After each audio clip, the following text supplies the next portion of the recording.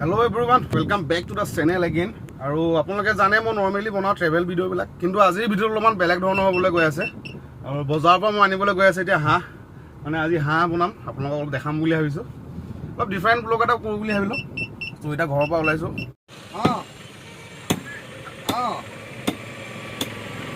Guys মাংসখিনি আনিলো, মাংসখিনি আনি ধোৱা এতিয়া হৈ গ'ল। তো যিখিনি লাগিব আমাক আদা নহৰু পিঁয়াজ চিয়াজ এই গোটেই বস্তুখিনি ৰেডি কৰি আছো। তো এতিয়া পিঁয়াজ চিয়াজখিনি কাটি আছোঁ, পিঁয়াজ আলু যিখিনি লাগিব আদা নহৰু। চ' গাইজ গোটেই চব্জিখিনি ধুনীয়াকৈ গুচাই ল'লোঁ আৰু ধুই ল'লোঁ ধুনীয়াকৈ এতিয়া।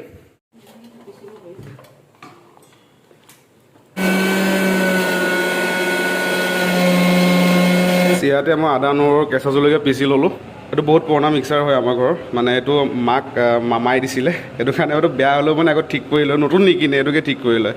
চ' এইটো বহুত স্মৃতি জড়িত আছে, মামাই দিছিলে এইটো মাক দিছিলে। কেৰাহীত তেল দি ল'লোঁ এতিয়া, এইপিনে আদা নহৰু ৰেডি হৈ আছে। প্ৰথমে তেজপাতটো দিম। মানে কি হ'ল শুকান জলকীয়া গোটা শুকান জলকীয়াটো আনিবলৈ পাহৰি গ'লোঁ, মই ঘৰত নাছিলে, মই গমেই নাপাওঁ। অৱস্থাটো দেখিব পাৰিছে আপোনালোকে কেনেকুৱা হৈ আছে, ঘামি তিতি চেচ হৈ গ'লোঁ। তো পিঁয়াজ দিয়া হৈ গ'ল আৰু এতিয়া লৰাই আছোঁ অলপমান, পিঁয়াজটো গলিব লাগিব।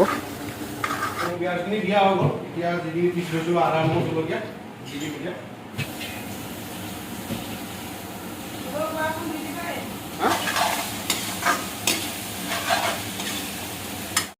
তো তেলটো মানে বিৰিঙি আহিছে অলপ অলপ দেখিছে আপোনালোকে চাইডে চাইডে। আদা নহৰু পিঁয়াজখিনি ভালকৈ ভাজা হৈ গ'ল, এতিয়া মাংসখিনি দি দিলোঁ মই। আৰু গাইজ দেখিছেনে মই মাংস পিচবিলাক অলপ সৰু সৰু কৰি লৈ আহিছোঁ, মানে মাংসৰ পিচবোৰ হাঁহৰ মাংস ডাঙৰ হৈ থাকিলে ভাল নালাগে। আমাৰ ঘৰত চবৰে ফেভৰেট মাংসটোৱে আছে হাঁহৰ মাংস। চ' ভাবিলোঁ আজি ব্লগ এটাকে বনাওঁ। ব্লগটো মই কৰিছোঁ অলপ ডিফাৰেণ্ট টাইপৰ মানে অলপ হ'ব, কাৰণ মানে মই ধৰক বেছি ট্ৰেভেল কৰি থাকোঁ, ট্ৰেভেল ভিডিঅ'বিলাকে বনাওঁ।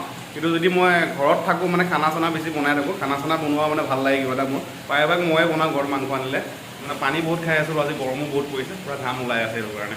এতিয়া মই ইয়াত দিলোঁ অলপ জিৰা গুড়ি, তাৰপিছতে মই এতিয়া অলপমান ইয়াত দি দিম জালুক, আমাৰ ৰেড চিলি দিম এতিয়া, মিট মছলা জাষ্ট অলপমান দি দিম, মছলা কাৰণ ইমান ঘৰত খোৱা নহয় যিহেতু।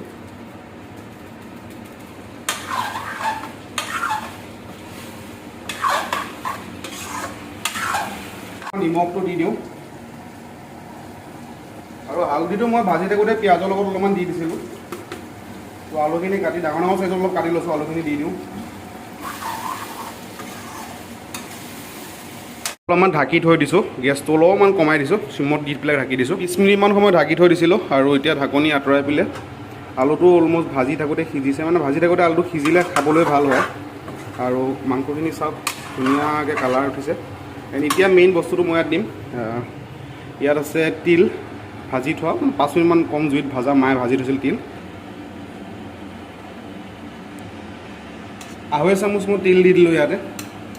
আৰু ভাজি থাকোঁতে মাংসটো সিজিব লাগে, হাঁহৰ মাংসটো, তেতিয়া খাবলৈও ভাল হয়। তো ফ্ৰাই মাংস অলপ লৈ আহিলোঁ, মানে বৰ মাংস বনালে ফ্ৰাই মাংস অলপ খোৱা হয়।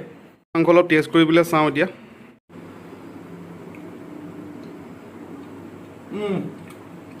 বম মজা হয়, বিদ্যা বহুত ধুনীয়া লাগিছে খাই।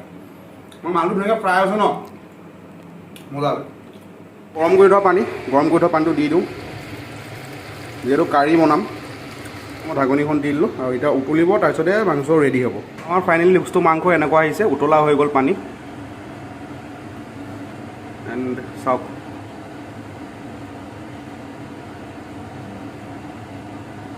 ড্ৰাই ফ্ৰাই কৰি খায়ো ভাল লাগে, কিন্তু মানে আজি ঘৰত যিহেতু দালি চালি একো বনোৱা নহ'ল, সেইটো কাৰণে আমি কাৰী খাম বুলি ভাবিলোঁ যে কাৰী কৰি দিলোঁ।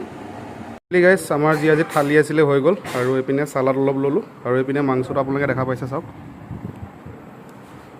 চ' এতিয়া খাই চাওঁ, ধুনীয়া আছে। তো ভিডিঅ'টো ইমানেই আছিল, শ্বৰ্ট এণ্ড চিম্পল ভিডিঅ' এটা হ'ল। যদি আপোনালোকে চাই ভাল পালে লাইক কৰিব, আৰু যদি নতুনকৈ চেনেলত আহিছে ছাবস্ক্ৰাইব কৰিব। Bye bye.